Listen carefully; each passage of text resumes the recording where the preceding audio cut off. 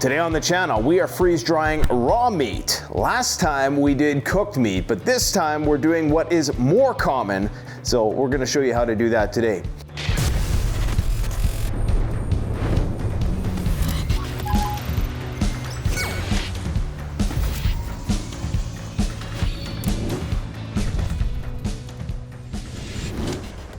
In times of crisis and chaos and economic depression, people are going to be using their canning systems. We've shown you how to do that before. Now, canning personally isn't my preference for food, especially meat.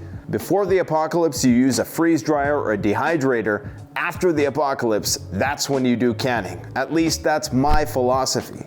Now, part of the reason why I want to freeze dry meat today is because I'm really looking forward to testing out different types of marinade.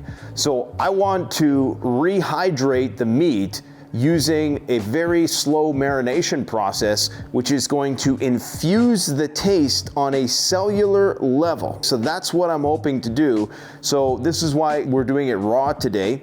Now, let's just see what we have here. So we have some steak. We have some chicken thighs, which have been cut down a little bit. There's a lot of fat content in there. I'm a little bit worried about that, but you know, fat is flavor. We want to keep a little bit of that. We don't want to lose it entirely. And then of course we have some chicken breasts. And then I'm not sure what kind of fish this is. My assistant is not here today, but I think she got some kind of northern pike, or I don't know. I'm hoping this is not halibut, because if it is, then this is going to be a really expensive freeze dry. But doesn't really have a crazy fishy smell, so I'm hoping it doesn't contaminate the rest of the meat. We were going to do some ground beef, but I'm not too sure about that ground beef. I forgot about it last night, and I'm not going to take a chance with it. So we're just going to do these meats. And what I hope to do is put them in a plastic bag with marinade, let it slowly absorb overnight, kind of like you do normally with marinade, only this time every single cell in the meat is going to be infused with that flavor. Now, if this works out how I envision it to, I might have to open a pre-apocalyptic restaurant. Right now we're using the extra large freeze dryer from Harvest Right, which would be perfect if you're a hunter or if you're somebody who has a lot of animals on a homestead. We're probably not going to need to use all these trays today, but we'll see how many we can put to use. So here we got our fish. I'm not too concerned about the thickness. I think we should be fine. Typically, you don't want things too thick. Like that is probably too thick, so I'm probably gonna have to cut that. On the show 1923, when all the settlers are moving across the plains and they need to get themselves a cook, because these are all immigrants, they don't know how to cook, they don't know how to survive, so they hire this guy to cook for them. And I don't know where I'm going with this. All I'm saying is that cooking is important, right? You're gonna need a camp chef, somebody to make sure they're keeping stock of the rations and the food supply. Because if you just leave everybody to their own devices, that's probably not going to be good. All right, here we got some steak from a cow that I grew. The benefit of a smaller freeze dryer is that if you are just wanting to do smaller amounts of stuff, like say you made a little bit too much food and you want to freeze dry it, but you want it to be energy efficient, so you want it to be cost effective, that's when a smaller freeze dryer is going to come in handy. So we got things that swim, things that walk, and now things that fly, sort of. So this is the chicken thighs, and as you can see, there's a lot of fat in here. And now, the chicken breast. I do not like the sound of this. It's like my dog licking himself. I'm not too sure about this. It's been sitting overnight, so let's hope there's no death on there. Yeah, so that's pretty much all there is to this. You know, this is going to allow us to preserve this meat for a long time while preserving the texture. But what we really want to try to master here is the rehydration process, because freeze drying is easy, more or less. Rehydration is an art form into itself. And if you do it right, it basically makes the difference between mediocre and amazing. All right, let's get her in here. Now I imagine we'll be back in around 24 hours, so see you then.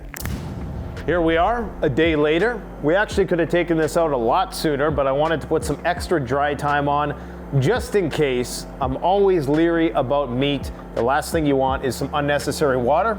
So we're gonna end the batch. We're going to open the drain valve. Now I did a little bit of research on the slimy chicken, and apparently that might not be a good sign. So I don't think I'm gonna eat this chicken as a result of that. I probably could have washed it off. Honestly, you're probably gonna survive. Maybe we'll test it on the dogs first. They have a much more hardy intestinal tract than we do. So we'll see what happens. Maybe the dogs are gonna be in for some really nice treats. But as you can see, freeze-dried well, no problems there. Chicken thighs look like they were okay. I don't see moisture, I don't see grease. Fish is perfect. Fish is one of the easiest things to freeze dry. And we got our steak, which looks amazing.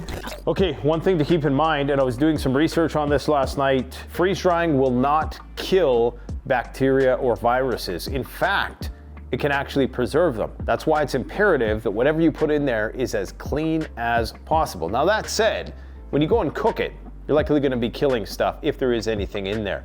But this is the same case with any meat, so you run that risk eating meat, period. So let's not go all botulism Betty in the comment section. So all I'm gonna do today, we're gonna package this in Mylar with some oxygen absorbers, and then we're going to actually make marinades, different types of marinades.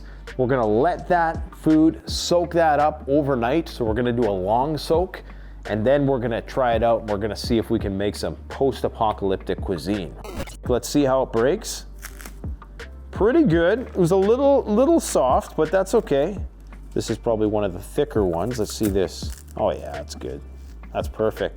So when we saturate this in that marinade, it's gonna suck it all up like a sponge.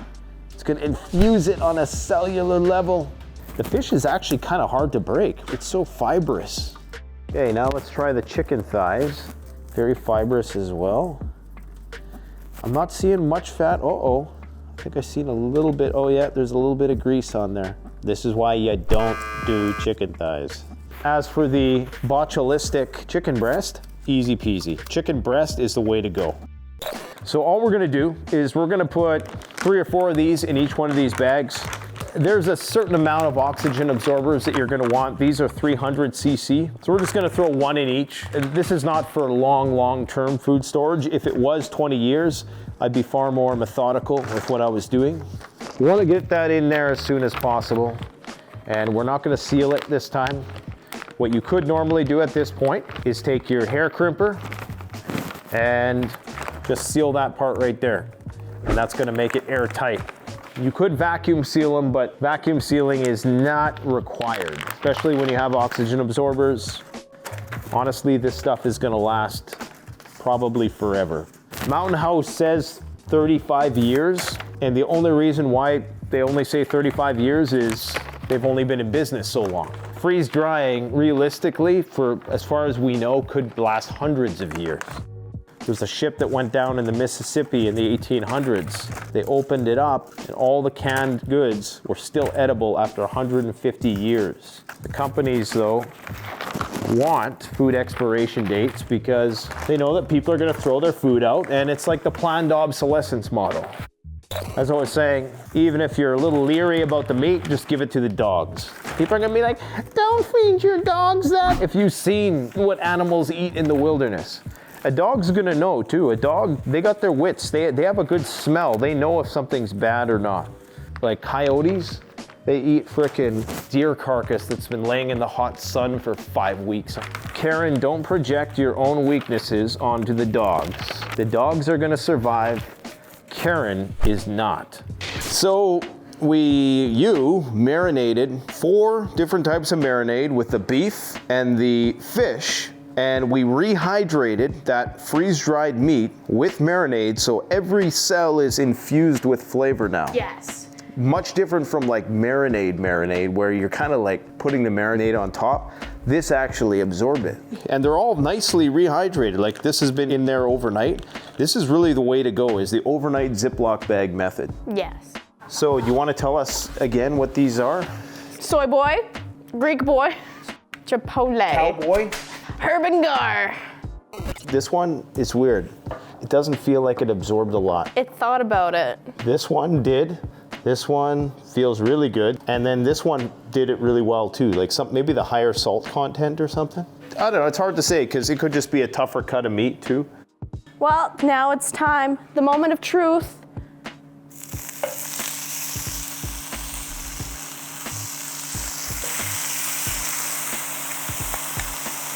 So first we're gonna try the soy boy. It's fishy, it's salty. I'd say that's a little too much. Yeah. So I'm gonna have to pass on the soy boy. What's the next one? Herb and garlic. Very yummy. It's not bad for fish, you know? Mm-hmm. It's got that sweet that I like, that's savory sweet, you know? Next up. Greek. The Spartan. I love it. You like it? I've had this marinade all my life. I think it would be great with chicken. Yeah. I think all of this, with the exception of the soy sauce, which is a little rich for the fish, because that fish just absorbs the out of everything, right? And it just got obliterated. I mean... Yeah. Chipotle. Considering this will taste the same in 25 years, I mean, that's pretty damn impressive, you know? And you really get all of that marinade in it, so... It's like there's a sponge of flavor, and you're squeezing that sponge out in your mouth. Let's try the steak soy boy. It's a little drier. It's very salty because of that soy. Valuation. The flavor is there, like all the way through. It just needs a bit more moisture. This is the Greek? Yes. Try it. Should be. Were it not for the toughness, this is like awesome. Best marinade in the world. I have high hopes for that one because it's thin. The thinner, the better. Chipotle to the Cowboys. Yeehaw. Because we're trying to demonstrate this to you guys, and this is some real talk here, we're cooking 8 different types of meats. And so we're not getting really the full fresh experience because we have to get it on the cutting board. The camera guys have to do some B-roll glamour shots. Then we got to get everything set up. Then we get to eat. So we're not really experiencing it like fresh out of the pan. So in fairness, it's all right. I mean, I think had it been in a pool of its juices or whatever, it'd be all right. There's kind of a period of time when it's gonna retain all that water and be the best. Let's try that one before it gets too cool. What is that one there? Herb and garlic. The Dawn. The flavor is great. It's just the chewiness. It more or less turned out how I thought it would. It's just a matter of mastering preparation. That's really half the battle with freeze-dried food. All right, guys, thanks for watching. Don't forget to like, comment, subscribe. See ya. The best way to support this channel is to support yourself by gearing up at CanadianPreparedness.com, where you'll find high-quality survival gear at the best prices, no junk, and no gimmicks. Use discount code PREPPINGGEAR for 10% off. Don't forget, the strong survive, but the prepared thrive. Stay safe.